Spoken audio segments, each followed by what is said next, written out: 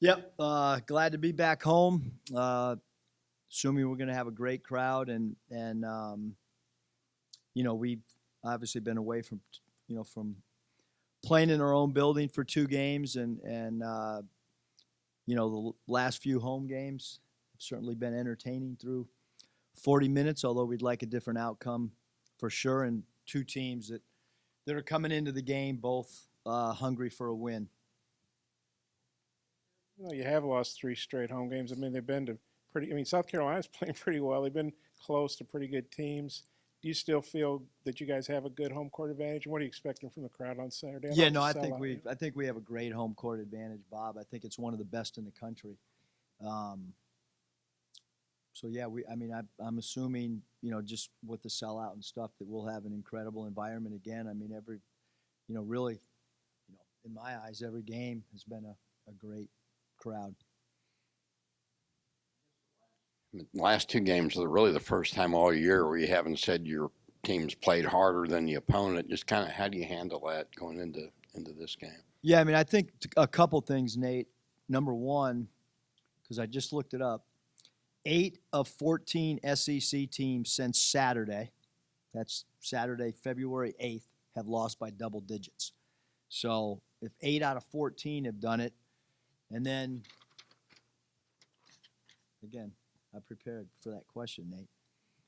Wednesday, Florida beat Texas A&M by 17 at A&M. South Carolina won at Georgia by 16. Tuesday, the night that we lost, Ole Miss beat Mississippi State by 25. And then you go back to that Saturday, Kentucky wins by 14. South Carolina beat Texas A&M by 20. Ole Miss beat Florida by 17.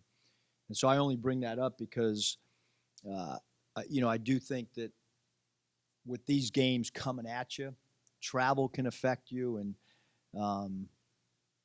I just, it's going to happen throughout, 30 games. I mean, in the NBA, out of the 82 games, a lot of people thought anywhere from 7 to 10 games, your team just wasn't going to have it. And in college, what I found is great teams don't have it 1 out of 30 nights. Great teams and teams that are pretty good usually have it 2 or 3 times. And then average teams have it 4 times. So, look, we did not play well at Tennessee at all. I didn't think we played well at Missouri at times, but we're still right there where we could win the game, even though we didn't play very well. So, we've played it poorly over a stretch here, really of the last 2 games, because we know how good Auburn is. Auburn's got 2 losses or whatever. So they're good, and so LSU's good. So it's not like this has been something that's, we haven't won a lot of games of late, but we've sure competed, and we haven't played very good the last 2 games. Since Tennessee, I guess what's kind of been your challenge or your message to the guys in hopes of getting this thing back on track? Yeah, really nothing, Scotty, because we didn't do anything yesterday. So there's not much to say when nobody's talking on the plane really. So as soon as I leave this group, will be the first time I address the team. It's a good question. A lot of times it's kind of spur of the moment, but we'll watch film of preparation for Mississippi State. Probably the first time all year that I do not show them anything from Tennessee. We don't have time for that right now because of taking off yesterday, and we'll get right into Mississippi State and just focus on trying to play better against them. Eric, you got an update on Isaiah. You said you might know something more Thursday. Yeah, I have not talked to Mark today. It's still, Mark is, pretty on top of it. Normally he would text me if there was anything of note. He actually texts sometimes when there's nothing of note, just to be overly good communicator that he is. I haven't heard anything, so to me it's still out indefinitely. He's not practicing. He's not, he hasn't jogged with us. He hasn't done a walkthrough with us. We don't even see him, to be honest. He's been doing rehab. Even yesterday in study hall, he got all his academic stuff done, and he was with Mark again doing something. A little ways off, I guess. Yeah. I mean, he's definitely. I mean, as far as I'm concerned, unless I can't imagine we have anything changing over the next 4 days or 5 days, or whatever. Home thing, because you guys, if you take the totality of the season, you have been a pretty good home team. Do you just feel like you need some home cooking after a couple of tough road losses? I mean, I don't.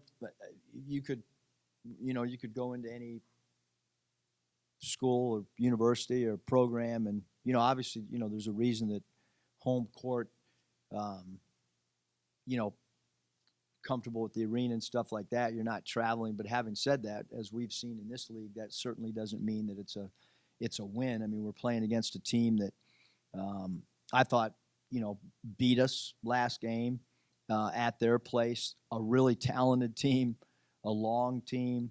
But yeah, we'd certainly rather be at home than be on the road. And then the last two, I think you've had 10 games with 22 or more fouls. The last two games, you had 26 and 32 of the most fouls. Of course, one was an overtime game, but you guys have been so good on defense. What do you think's happened here recently? Is it fatigue, or what do you think's going on? What do you have to do to correct that? Well, I think one, our fouling, there's so many things with no excuses, but you ask a question, and with Isaiah, he's not a high foul guy. And so you take his 32 minutes out, and so he's not a high foul guy, right? And then you're putting somebody in who maybe is a high foul guy. And so we have some players that are foul prone, whether they play in our system or a pass system. They're high foul guys per minute. And, all we can do, Bob, is continue to point it out to the guys, to show the fouls on film. Fouling against Mississippi State was a concern last game. We went back and, the natural thing is, are they hurting us in pick and rolls or post-ups? They just hurt us off us committing fouls that had nothing to do with the play. So I'm sure there's people sitting at home watching and saying, how do you make that foul? I'm saying the same thing during the game. We have to get better, without fouling. But there is a little bit of give and take too. And right now we lead the nation in defending the three ball, which is great. I mean, every high schools, AAU, NBA, college, they're all talking about analytics and shoot the three. That's the way to win. And so we came into this season with, we're not a tall team. What can we be great at? Well, we know we can be great at defending the three. And those numbers, to be number one in the country, is hard in any category. And arguably, the three-point shot's the biggest thing that can change games. And that's probably, quite honestly, why we've been in a lot of games all year. Because we have not let teams annihilate us from three. And usually these large margins, when you're on the wrong end or you're on the right end, it's usually the three-point thing can be the difference maker. Having said that, if I'm close to you and you're a three-point shooter, you might foul a little bit more too. You know what I mean? Just because if you're playing like Virginia, where you're playing a pack line defense and you got the lane compact, you're probably not going to foul as much. So a little bit of it's philosophical too, to take away the three, because we know we're not going to be a great in the paint defensive team just based on lack of strength and lack of size. So, but the fouling, the unnecessary fouls have got to continue to be pointed out to our group to continue to get better in that area. Coach, what were some of the pros and cons from the first matchup with Mississippi State that you can use in this game? Oh boy. I have a bunch of cons that I can certainly list for you. I mean, I don't know how much time you have, or Reggie Perry. We can start with Perry's 15 free throws attempted. His 26 points and 13 rebounds is a concern. Mississippi State taking 31 free throws attempted, a concern. Mississippi State being plus 10 on the glass, a concern. Mississippi State having 11 offensive rebounds, a concern. Mississippi State having 4 players in double digits, a concern. Is that enough? I guess both, because you sat both Mason and Jalen a lot in the second half. Just what do you need to do to get them back to playing the way they were earlier in the year? Yeah, I think I really believe that as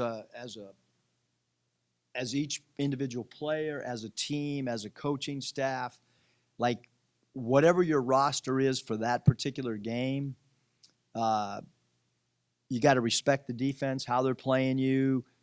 Each game's going to have its own identity because different teams have different styles. They have different players that are going to guard different people. We've seen some teams put a big man on Jimmy Witt. We've seen some teams put a point guard on Jimmy Witt. Without Isaiah, Mason's being defended differently in the last two games. And so we've got to continue to help him understand, to see exactly what the defense is doing. We got to work to get open more. It's hard when a defense is focused on you, and so those are all things that we got to continue to get better at. And if a defense converges on you, we might have to have more assists than we've had last game as a group. I think, we had a low volume of assists last game, but a lot of that's also because we had players shoot 2 for 12 or 1 for 10. So it's hard to get an assist if the ball's not going in the basket too. You mentioned the other day that Isaiah Joe, without him, you've had to add some plays and stuff. Since then, how much more have you added, or is it really just getting your guys to execute better? Yeah, Nikki, I think it's, not to oversimplify, but like in the NBA, a lot of coaches say this is a make or miss league. We had plenty of open looks the other night, and the ball didn't go in. And we've got to make open shots, and so does Mississippi State, and so will Florida and Gainesville next week. So it's we want to continue to be a top 20 defensive team. I think right now we are 18th in the nation in steals. We're top 10 in turnover margin. So a lot of good things too, but we've got to start making shots. We can't, as a team, just rely on Mason to have 35. That's other players have to make open shots. The staff has had to face a team for the second time in the season. How do you approach it the same or differently than the first time? And is it more information for the players, less information, or maybe more work for you guys? No, I think that when you play a team for the second time, hopefully you use it to your advantage through preparation. We certainly don't look at it as a negative at all. I look at it as a huge positive. It's our job to point out to the players. Normally when we do our prep film, you use their last 2 or 3, 4 or 5 games. You leave the games, that are 6, 7 games out. You don't refer to those at all. When we play a team for the second time, we refer to that game a lot in individual matchups and certain schemes on both sides of the basketball. So to me as a coach, hopefully all the assistants feel this way. Hopefully the players feel this way. Hopefully you use, now it becomes a little bit more of a chess match. Certainly in whether it's the NBA D League or the NBA, and you get into a playoff situation, you play a team for 7 games, you can have a little bit more impact as a staff with each game that goes on, you hope. Besides, obviously, his size, what makes Reggie Perry such a difficult matchup? Yeah, I think his size, I think he's improved as a perimeter shooter as well. Really good reaction to the ball. But it was, we've had trouble with whether it's Samuels at TCU or, whoever we've Fulkerson at Tennessee. We've struggled with interior play. The last few games, Adrio's given you a little bit of a lift from the perimeter. When he does that, how does that benefit spacing, and might you want him to take a few more perimeter jumpers? We're shocked that he's one of our best perimeter shooters, but if you look at the percentages, number one, it's a really good thing for him from an individual player development standpoint that he's improved that much. Having said that, you know, we should have some other guys that have percentages, you know, that are better than what we have. But he has been a guy that's made perimeter shots at a shockingly good, you know, like he's one of those guys that actually in a game will shoot better. But I do think he's shooting the right amount. I don't think that we want to encourage him to shoot more than what he's doing. I think he's taking good, high-quality shots. He's got a low volume of three-point attempts, but I also think that's why he's got a really effective percentage is because he's taking them with his feet set. So we're not going to, you know, try to change that, although we do recognize that he has, you know, made more perimeter shots than we thought coming into the season. That's due to his work ethic. But really, right now, what we need from Adrio is defensive rebounding. That's what we need, plain and simple. We need our power forward and our center to go get us 7, 8, 9 defensive rebounds. That's what this team needs.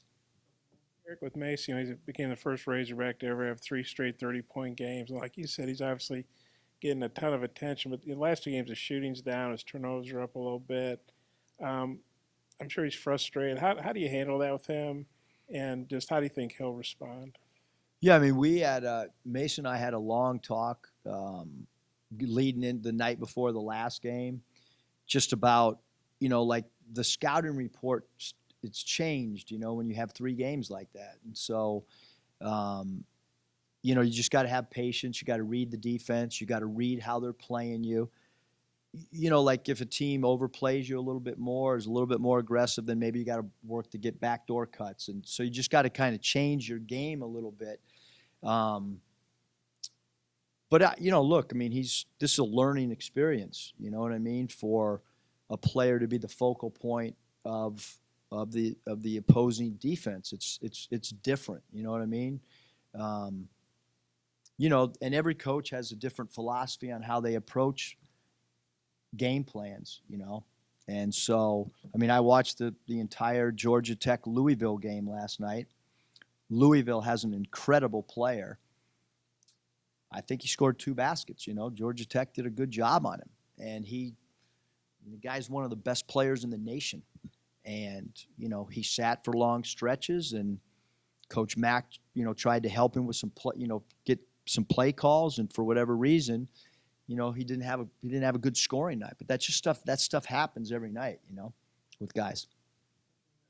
You know, Reggie Perry, 14 out of 15 free throws last time. I know a lot of this is because he's this monster inside, but is there a way to defend him without putting him on the line that much, or how do you maybe cut down on that? Yeah, I mean, the first thing I did today, Bob, is I wanted to see all the fouls that we committed on him and their entire team.